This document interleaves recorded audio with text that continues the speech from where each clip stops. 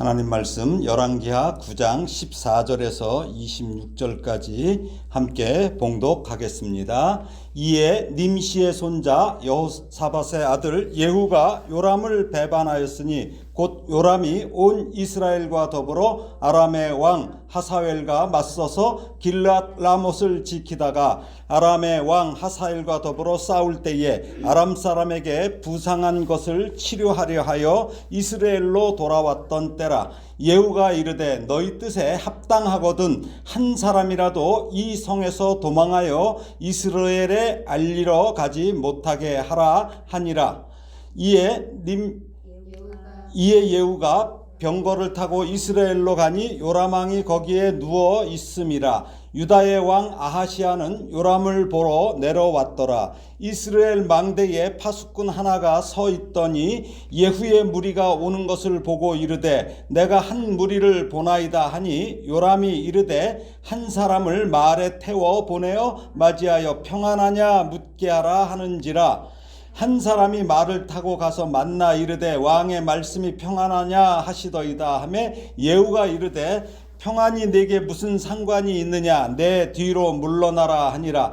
파수꾼이 전하여 이르되 사자가 그들에게 갔으나 돌아오지 아니하나이다 하는지라. 다시 한 사람을 말에 태워 보내었더니 그들에게 가서 이르되 왕의 말씀이 평안하냐 하시더이다 하며 예후가 이르되 평안이 내게 상관이 있느냐 내 뒤를 따르라 하더라.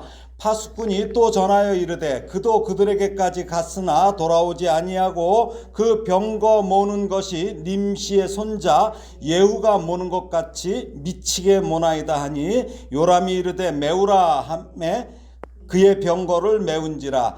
이스라엘 왕 요람과 유다 왕 아하시야가 각각 그의 병거를 타고 가서 예후를 맞을새 이스라엘 사람 나봇의 토지에서 만나매 요람이 예후를 보고 이르되 예후야 평안하냐 하니 대답하되 네 어머니 이세벨의 음행과 술수가 이렇게 많으니 어찌 평안이 있으랴 하더라. 요람이 곧 손을 돌이켜 도망하며 아하시야에게 이르되 아하시야여 반역이로다 하니 예후가 힘을 다하여 활을 당겨 요람의 두 팔 사이를 쏘니 화살이 그의 염통을 꿰뚫고 나오매 그가 병거 가운데에 엎드러진지라. 예후가 그의 장관 빗갈에게 이르되 그 시체를 가져다가 이스라엘 사람 나봇의 밭에 던지라. 네가 기억하려니와 이전에 너와 내가 함께 타고 그의 아버지 아합을 쫓았을 때에 여호와께서 이같이 그의 일을 예언하셨느니라. 여호와께서 말씀하시기를 내가 어제 나봇의 피와 그의 아들들의 피를 분명히 보았노라. 여호와께서 또 말씀하시기를 이 토지에서 내게 갚으리라 하셨으니 그런즉 여호와의 말씀대로 그의 시체를 가져다가 이 밭에 던질지니라 하는지라. 아멘. 오늘 본문에서 하나님은 예후를 북이스라엘의 새로운 왕으로 세우시며 이제 아합 가문을 향한 심판의 도구로 사용하십니다. 북이스라엘의 아합 왕은 그 하나님의 심판으로 아람과의 전쟁에서 죽었죠. 그리고 그 뒤를 이은 아하시야 왕도 하나님을 찾지 않고 난간에서 떨어졌을 때 에그론의 브알세붑을 의지하다가 엘리야의 예언대로 침상에서 내려오지 못하고 죽었습니다. 그 후 아들이 없이 죽은 아하시야의 동생인 여호람이 왕이 됐죠. 그러나 하나님의 심판의 도구인 이제 예후에 의해서 죽게 됩니다. 그런데 여호람이 죽은 장소가 바로 나봇의 포도원입니다. 나봇의 포도원은 아합이 나봇에게 온갖 조건을 걸면서 그것을 자기한테 팔라고 하죠. 그래도 전혀 말을 듣지 않죠. 왜 그래요? 하나님의 율법을 지키려는 나봇이 거절하지요. 그렇게 해서 소유하지 못하자 아합이 어떻습니까? 어린 아이처럼 식음을 전폐하는 모습을 보여요. 그러자 그의 아내 이세벨이 왜 당신이 이스라엘의 왕이냐고 말하죠. 그러면서 이제 개교를 부리죠. 그래서 나봇에게 거짓 누명을 씌워서 나봇은 물론 그의 자녀들도 모두 돌로 쳐서 죽여요. 왜 자녀들까지 죽입니까? 자녀들이 있으면 그것은 율법에 의해서 자녀에게 상속이 되기 때문에 상속도 못하도록 하고 빼앗은 땅이에요. 근데 하나님께서는 여호람을 그의 아버지 아합이 나봇을 죽였던 이 밭에서 죽게 하시는 거죠. 그렇게 하심으로 행한 대로 심판하시는 하나님의 공의를 보여주시는 것입니다. 이제 오늘 하나님께서 어떻게 심판하시는지 한번 살펴보겠습니다. 14절에서 16절을 다시 읽겠습니다. 이에 님시의 손자 여호사밧의 아들 예후가 요람을 배반하였으니 곧 요람이 온 이스라엘과 더불어 아람의 왕 하사엘과 맞서서 길르앗 라못을 지키다가 아람의 왕 하사엘과 더불어 싸울 때에 아람 사람에게 부상한 것을 치료하려 하여 이스라엘로 돌아왔던 때라. 예후가 이르되 너희 뜻에 합당하거든 한 사람이라도 이 성에서 도망하여 이스라엘에 알리러 가지 못하게 하라 하니라. 예후가 병거를 타고 이스라엘로 가니 요람 왕이 거기에 누워 있었음이라. 유다의 왕 아하시야는 요람을 보러 내려왔더라. 여러분 그 쿠데타란 말을 들어보셨을 거예요. 그렇죠? 쿠데타. 쿠데타는 프랑스어예요. 그러니까 정부의 일격을 가한다는 뜻이에요. 그래서 이제 군대와 경찰 등을 동원한 어떤 정치적인 선동과 무력으로 정권을 무너뜨리거나 빼앗는 일을 이렇게 통상적으로 지칭하는 단어가 바로 쿠데타입니다. 이제 예후는 쿠데타를 이제 속히 실행합니다. 근데 이제 우리말로는 뭐라고 그래요? 이게 쿠데타라고 안 하고 혁명이라고 하죠. 보통 혁명이라고 그래요. 그러니까 박정희 대통령도 쿠데타를 일으켰지만 혁명이라고 얘기했죠. 5.16 혁명. 보통은 그렇게 얘기합니다. 왜? 자기가 한 일은 전부 정당화를 시켜야 하기 때문에. 왜 지금 예후가 이렇습니까? 지금이 가장 중요한 시기예요. 가장 중요한 시기야 지금이. 적기예요. 적기. 요람이 길르앗 라못을 지키기 위해서 아람과 싸워요. 그러다가 부상을 당했어요. 부상을 당해서 치료하려고 아버지 아합이 지은 그 이스라엘의 그 궁이 하나 있었어요. 그게 바로 이스라엘에 있는 게 무슨 궁이에요? 아주 아름답게 지은 상하궁이죠. 상하궁. 여기에 있을 때예요. 그러니까 예후가 쿠데타를 일으킨 것이 하나님의 뜻이었지만 요람과 이 하사엘과의 전투에서 요람은 부상을 입어요. 그러니까 어떻게 돼요? 능력을 제대로 발휘하지 못해요. 그렇죠? 옛날에는 전쟁을 하면 왕이 나가서 직접 싸우잖아요. 근데 거기서 능력을 발휘하지 못하니까 그 수하 장군들한테 신망을 얻지 못했을 거라는 얘기죠. 그랬음에도 21절 말씀을 보게 되면 뭐라고 그럽니까? 요람이 거의 완쾌됐어요. 그러면 왕이 다시 전장으로 나가야 되잖아요. 전장으로 나가야 되는데 길르앗 라못에 돌아오지 않고 이스라엘 궁에서 이제 병문안을 온 이 남유다의 아하시야 왕과 이 즐기는 모습이 나와요. 이게 그러니까 군부의 원망을 산 것으로 생각됩니다. 이쯤 되면 요람에 대한 신임이 땅에 떨어졌어요. 그러니까 쿠데타도 아무 때나 하지 않아요. 그렇죠? 여론이나 이런 걸 만들어야 돼요. 그렇기 때문에 예후가 요람을 치러 갈 때에 모든 군부가 어때요? 15절 말씀 보면은 그의 말에 순종한 것이에요. 그렇죠? 순종해요. 그래서 뭐라고 그래요? 자신의 동료들에게 말할 때 너희 뜻에 합당하거든 이 말을 하죠. 15절에. 그렇죠. 너희 뜻에 아람 왕 하사엘과 더불어 싸울 때에 아람 사람에게 부상당한 것을 치료하려 하여 이스라엘로 돌아왔던 때라. 예후가 이르되 너희 뜻에 합당하거든. 이 말은 뭐예요? 자기의 그 쿠데타의 정당함을 묻는 거예요. 내가 이렇게 하려고 하는데 너네들 합당하게 생각하냐 이 이야기죠. 이 물음과 동시에 자신의 이제 거사를 이렇게 하는데 도모하는 거에 있어서 지지를 지금 호소하는 형식으로 이들의 이제 그 충성도를 재확인하는 거예요, 지금요. 그래서 이제 일이 시작되지요. 자, 17절부터 22절까지 함께 읽겠습니다. 17절에서 22절 시작. 이스라엘 망대에 파수꾼 하나가 서 있더니 예후의 무리가 오는 것을 보고 이르되 내가 한 무리를 보나이다 하니 요람이 이르되 한 사람을 말에 태워 보내어 맞이하여 평안하냐 묻게 하라 하는지라.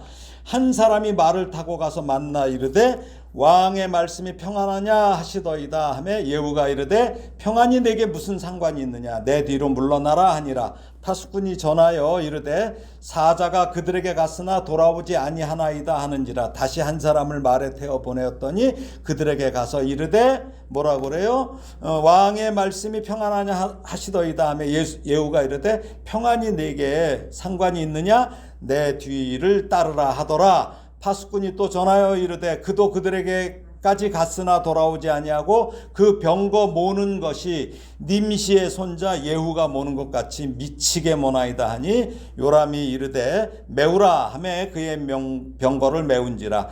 이스라엘 왕 요람과 유다 왕 아하시아가 각각 그의 병거를 타고 가서 예후를 맞을 새 이스라엘 사람 나봇의 토지에서 만나매 요람이 예후를 보고 이르되 예후야 평안하냐 하니 대답하되 네 어머니 이세벨의 음행과 술수가 이렇게 많으니 어찌 평안이 있으랴 하더라. 예후가 이제 요람이 있는 이스라엘 궁을 이제 향해서 막 가요. 그러니까 파수꾼들이 있잖아요. 파수꾼이 보고서 요람에게 왕에게 보고를 해요. 그러니까 요람은 한 사람을 보내서 평안하냐 하고 묻게 해요. 이것은 요람은 이 다가오는 무리들을 적군이 아니고 아군으로 이렇게 확신을 한 거예요. 그러니까 평안하냐 이제 이 말을 묻는 거예요. 이는 요람이 전황 보고를 빨리 듣고자 하는 얘기, 이게 평안하냐 그냥 일반적인 얘기에 우리 안녕하세요 하는 식으로 샬롬 뭐 이거잖아요. 그러니까 전황 지금 오니까 길랏 라못에서 전투가 벌어지고 있는데 이제 전황을 빨리 이제 얘기를 듣고 싶은 거예요. 근데 요람이 부상으로 인해서 오랫동안 전장에서 떠나 있었잖아요. 그러니까 전황에 대해서도 무척 궁금하죠. 그런데 예후는 어때요? 평안을 묻는 왕의 사자에게 너 그런 거 묻지 말라 이거죠. 그런 거 묻지 말고 내 뒤를 따라와. 그러니까 이 하나가 왔잖아. 하나가. 그러니까 뭐 도망가면 죽지. 그래서 그런지 몰라도 바로 예후의 이제 이 쿠데타군에 합류하는 거예요. 그러자 요람은 재차 똑같이 또 한 사람을 보내. 이게 요람이 상당히 이게 좀 그 문제에 대해서 이게 감지할 능력이 좀 많이 떨어지는 사람이죠. 둔감한 거예요. 그러니까 한편 요람의 이러한 태도는 어때요?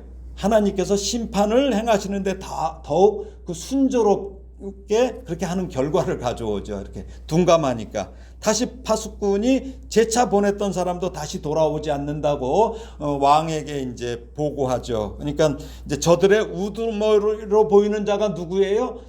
예후처럼 말을 미치게 몰고 있다고 그래. 말을 미치게 몰고 있다. 미치게 몰고 있다. 여기 미치게의 히브리어가 베시가온인데 베시가온은 뭐냐면 미친 듯이 날뛰다, 미친 사람처럼 행동하다라는 뜻이에요. 그러니까 평소에 이 예후가 병거를 매우 막 거칠고 난폭하게 모는 그 모습이에요. 요즘으로 얘기하면 뭐예요? 난폭운전하는 사람이에요. 난폭운전하는 사람이야. 사람이 왜 인격이 평소에 가만히 있다가 운전대만 잡으면 돌변하는 사람들이 있죠. 지금 예후가 지금 그런 모습이에요. 그러니까 어때요? 운전을 이렇게 하는 사람들은 거의 성격이 과격한 사람이에요. 그러니까 예후의 인품을 알 수 있죠. 짐작할 수 있죠. 그러니까 예후의 이 쿠데타가 어때요? 그러니까 아주 이 과격하고 광적이며 잔인한 모습이 될 거야. 이제 지금 이게 벌어지는 일이. 그러니까 예후가 왕이 된 후에 이스라엘에서 바알 신앙을 이제 앞으로 어떻게 척결할지를 지금 보여주고 있는 말이에요. 미치게 모는 거. 그러니까 뭐 거의 미친 사람처럼 일을 한다는 거죠. 요람과 아하시아가 예후에게 가는 것은 어때요? 아람과 싸웠던 예후에게서 전시 상황을 듣고 싶었던 거. 예후가 온다니까 거기서 뭐 거의 총책임자니까 2인자가 오니까. 그래서 그들은 아무 무방비로 갔다가 대항해 보지도 못하고 그냥 손쉽게 죽음을 당하는 거죠. 이것은 아합 왕실에 대한 하나님의 심판의 성취입니다. 더구나 그들이 예후를 만난 장소가 어디예요? 오늘 보니까 다름 아닌 나봇의 포도원이에요. 나봇의 포도원. 나봇의 토지는 아합의 탐욕과 그 잔혹함, 또 배교, 율법을 지키지 않는 이런 것을 상징하는 곳이에요. 그래서 예후와 요람이 여기서 만나는 건 어떻습니까? 아합의 죄값대로 심판하시는 우리 하나님의 그 주권적인 섭리에 의해서 이루어진 이것은 우연이 아니죠. 이건 필연이에요, 필연. 제가 저번에도 말씀드렸죠. 믿는 사람한테는 우연은 없다고 말씀드렸어요. 항상 필연이에요. 이처럼 하나님의 섭리를 이렇게 이렇게 얼핏 간접적으로 볼 때는 꼭 우연인 것처럼 보여. 그러나 그것은 엘리사에게 주신 그 예언의 말씀 따라 9장 7절에서 10절에 젊은 선지생도한테 심부름을 보내죠. 그때 예언의 그 말대로 정확하게 성취되는 필연인 것이죠. 그러니까 요람은 평안하게 물어봐요. 아무 둔감해갖고 예후야 평안이냐 하고 묻는데 이 말은 무슨 말이냐면 야 길르앗의 전황은 지금 어떻게 성공적이냐? 지금 거의 이제 전쟁이 잘 승리로 가고 있냐? 군대 이상 없냐? 별일 없냐? 이런 의미예요. 그렇지만 예후는 뭐라고 그래요? 어찌 평안이 있으랴? 그러면서 뭐라고 그래요? 내 어머니 이세벨의 음행과 술수가 이렇게 많으니 라면서 평안할 수 없는 이유를 말해요. 그러면서 이 얘기는 무엇입니까? 자신의 지금 이 쿠데타의 정당성을 말하는 거예요. 정당성을. 여기 내 어머니 이세벨의 음행과 술수에서 이세벨의 음행은 뭐예요? 비유예요, 비유. 실제로 이세벨이 어떤 음행을 저질렀다는 것은 성경에 나오지 않아요. 그러니까 음행은 무엇입니까? 우상숭배를 의미해요. 그래서 이세벨이 지은 수많은 범죄, 즉 바알을 숭배한 그 배도가 바로 하나님께서 항상 그러죠. 배도하는 걸 음행이라고 말씀하시죠. 그래서 여기에 다를 바 없는 것이죠.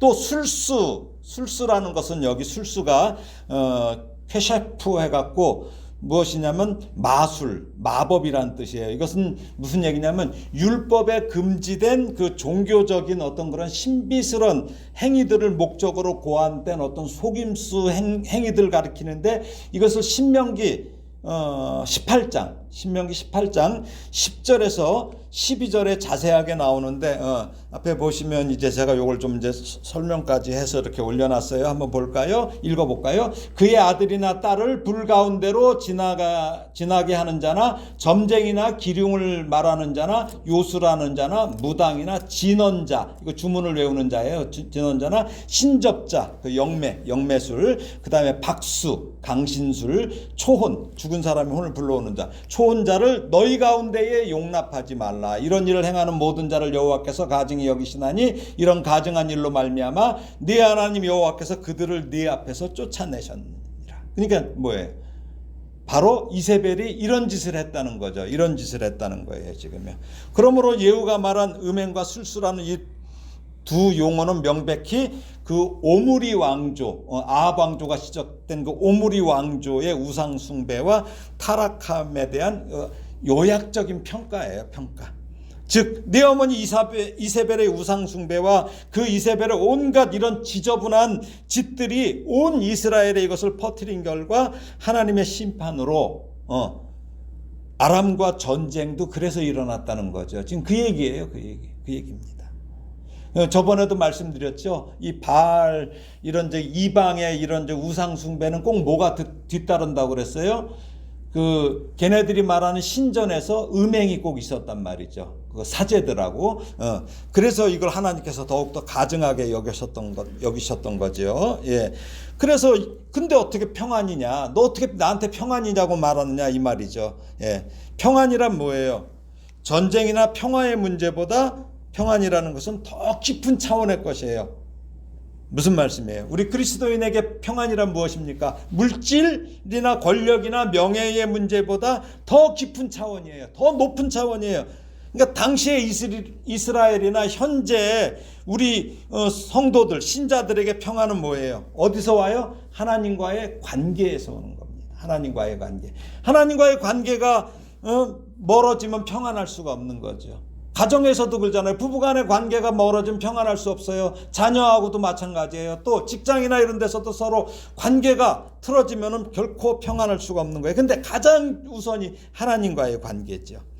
지금 예후가 이세벨의 우상숭배와 온갖 가증한 죄악을 언급하는 이유는 그녀가 아합이 지은 범죄의 근본 원인이기 때문이에요. 그리고 둘째 이유는 그 이세벨의 악행으로 인해서 자신이 하나님의 심판을 대신하고 있다는 거야. 예후가 그것을 내가 대신하고 있는 거다. 그리고 들었잖아요. 또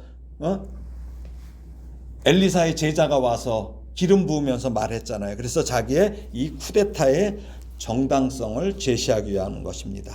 자, 이제 어떤 일이 벌어지나 23절에서 26절까지 다시 읽겠습니다. 시작. 요람이 곧 손을 돌이켜 도망하며 아하시야에게 이르되 아하시야여 반역이로다 하니 예후가 힘을 다하여 활을 당겨 요람의 두 팔 사이를 쏘니 화살이 그의 염통을 꿰뚫고 나오매 그가 병거 가운데 엎드러진지라. 예후가 그의 장관 빗갈에게 이르되 그 시체를 가져다가 이스라엘 사람 나봇의 밭에 던지라. 네가 기억하려니와 이전에 너와 내가 함께 타고 그의 아버지 아합을 쫓았을 때에 여호와께서 이같이 그의 일을 예언하셨느니라.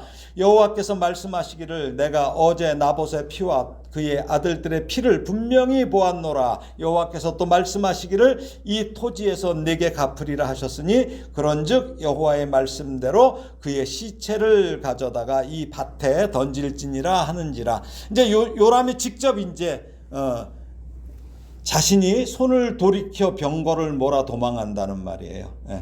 여기서 돌이켜 나오죠. 돌이켜 손을 돌이킨다는 건 뭐냐면 자기가 이렇게 손으로 해서 병거를 돌이켰다는 말이에요. 도망간다는 거야. 그러니까 자기 혼자야. 병사의 호위도 없이 단신으로 손수 병거를 몰았다는 거예요. 무슨 말씀입니까? 이 요람을 보호해 줄 사람이 아무도 없었다는 거예요. 왕을 보호해 줄 사람이 없어요. 거기까지 왔는데. 지금 요람은 남유다의 왕 아하시야에게 아하시야여 반역이로다라고 하는데 요람은 예후에게 2인자짜리를 줬어요. 그 군대 장관 큰 그 직권을 맡길 만큼 예후를 엄청 신임했잖아요. 근데 요람은 전혀 예상치 못한 사람에게 이런 일을 당하고 있어요. 그렇죠? 그렇습니다. 우리도 그래요. 누구한테 믿고 그러는데 그 사람한테 당해요. 우리 말 중에 믿는 도끼에 발등 찍힌다고 하죠. 그러니까 도끼를 믿어서는 안 돼. 근데 사람이 도끼가 된다는 얘기죠. 이번에 그 탄핵 사태를 봐도 대통령이 믿고 임명한 사람이 반역을 일으키잖아요. 지금 뭐 그런 일들이 벌어지잖아요. 마찬가지에 정치권에서 그런 게 수도 없이 일어나요. 지금 수도 없이 일어나요. 이처럼 근데 오늘 요람 같은 경우는 무엇입니까? 악인에 대한 하나님의 심판이 자기가 전혀 예상 못해요. 믿는 도끼에 발등을 찍히는 거예요. 도적이 오는 것 같이 또 순식간에 임하는 것입니다. 이 도망하는 요람을 이제 예후가 활로 정확하게 여기 어깨 사이를 쏘았다고 하는데 요람의 심장을 관통해서 죽죠.